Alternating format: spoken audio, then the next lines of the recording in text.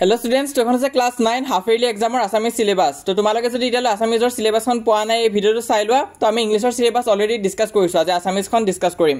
ইয়াতে তোমালোকে চাব পৰা হাফ ইয়াৰলি আৰু এনুৱেলৰ কাৰণে দুটা বেলেগ বেলেগ কৈ আছে। তো হাফ ইয়াৰলি টিক যোনখিনি দিয়া থাকিব সেইখিনি তোমালোকৰ এক্সামত আহিব।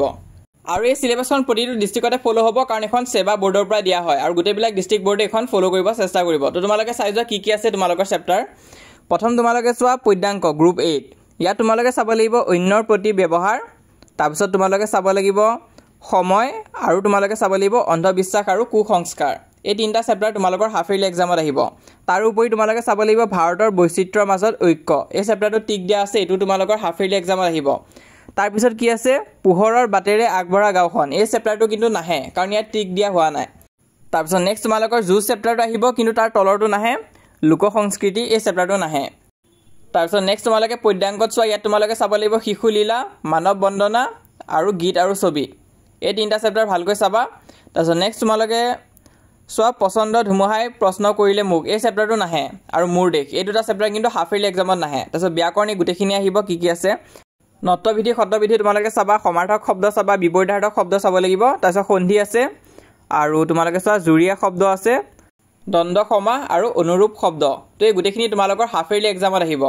তো এইখিনি ভালকৈ চাবা। তাৰ উপৰি তোমালোকে চোৱা ভাৱ সম্প্ৰসাৰণ, বাক্য ৰচনা আৰু আবেদন লিখন। এই গোটেইখিনিৰ পৰা যিকোনো এটা তোমালোকে লিখিব লাগিব। তাৰপিছত ৰচনা তোমালোকে চাব লাগিব, ৰচনা আহিব। ৰচনা তোমালোকে 4-5খনমান চাই থৈ দিবা আৰু দ্ৰুতপাঠ আহিব।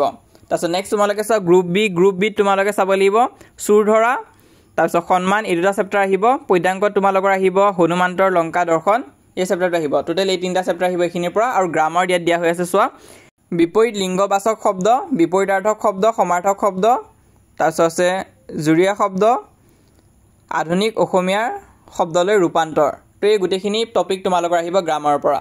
তো এই গোটেইখিনি তোমালোকে চাব লাগিব হাফ ইয়াৰলি এক্সামৰ কাৰণে। কিবা ডাউট বা কনফিউজন থাকিলে মোক কমেণ্ট বক্সত সুধিব পাৰা আৰু আমাৰ হোৱাটছআপ চেনেলত জইন কৰিবা। এতিয়ালৈ 500তকৈ অধিক ষ্টুডেণ্টছে জইন কৰিছে, তোমালোকে জইন নকৰাকৈ নাথাকিবা, কমপ্লিটলি ফ্ৰী হয়। লিংকটো পিন কমেণ্টত দিয়া আছে, তাত ক্লিক কৰিলে পেজটো অ'পেন হ'ব। তাৰোপৰি এইটো হৈছে ইনষ্টাগ্ৰাম পেজ, চাৰ্চ কৰিলে পাই যাবা, কিন্তু হোৱাটছআপত জইন কৰিবা। লিংকটো পিন কমেণ্টত দিয়া হৈ আছে, ক্লিক কৰিলে হোৱাটছআপ পেজটো অ'পেন হ'ব, জইন কৰিবা আৰু চেনেলটো ছাবস্ক্ৰাইব কৰি ৰাখিবা। আমি যিমান পাৰোঁ তোমালোকক সহায় কৰি যাম।